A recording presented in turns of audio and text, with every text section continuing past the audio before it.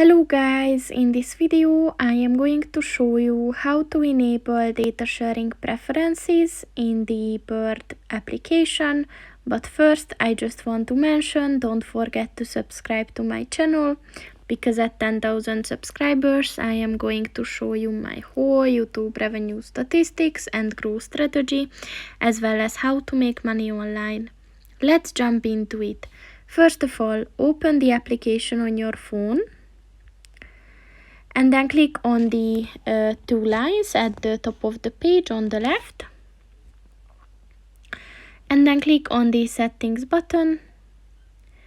And at the data sharing preferences section, look for the promos and news button. And in order to enable it, just click on the white circle next to it. And once it turns black, this function is enabled. So that's pretty much it for this video, guys. See you in the next one. Goodbye.